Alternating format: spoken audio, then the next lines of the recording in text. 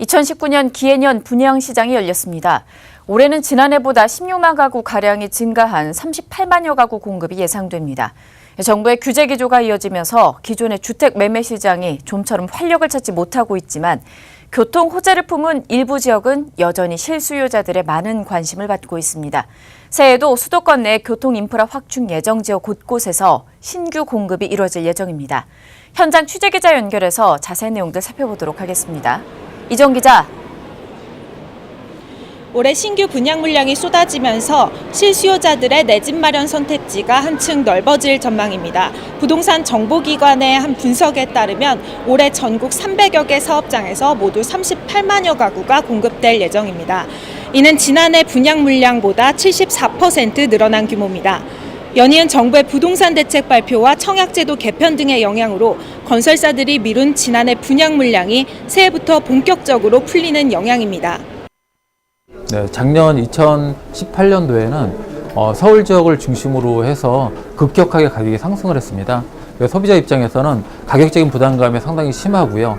서울 중심으로 해서는 관망세가 짙어질 것 같고 서울과 가까이 있지만 분양가 상한제 지역인 그 신도시 위주로 소비자들의 선택의 폭이 넓어지지 않을까. 특히 연이은 정부의 고강도 주택시장 규제로 지방은 물론 서울 부동산 시장이 좀처럼 활력을 찾지 못하고 있습니다.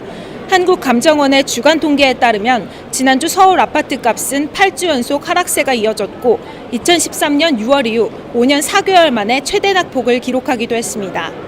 하지만 일부 상승한 곳들도 눈에 띕니다. 이들 지역의 공통점은 GTX 노선 등 교통 인프라 확충이 예정된 곳들이라는 점입니다. 대개 집을 선택할 때 자녀들의 교육 환경이나 교통 입지를 중요하게 고려하는데요. 정부 규제로 시장이 위축되고 있는 가운데서도 이들 지역이 상승 흐름을 보인 건 이런 영향으로 풀이됩니다.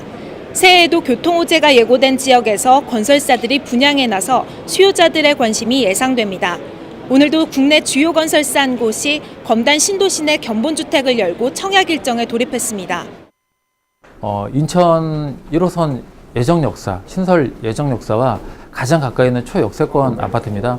뿐만 아니라 서울로 접근성이 가장 좋은 도로에 대한 계획도 다수 포함이 되어 있는데 최근 발표된 정부의 3기 신도시 공급 계획에 검단을 지나는 인천 계양의 광역 교통 대책들이 포함된 만큼 지역의 호재로 작용할 전망입니다. 검단 신도시의 가장 큰 장점이라고 하면 산업단지 직주 근접에 있습니다.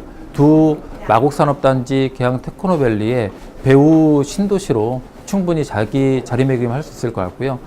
시간이 지날수록 그에 대한 가치가 계속 상승할 걸로 보여집니다. 또 공공택지로 사업이 진행되는 만큼 분양가 상한제가 적용돼 내 집 마련에 나서는 실수요자들의 부담을 낮춰줄 전망입니다. 아시아경제TV 이정입니다.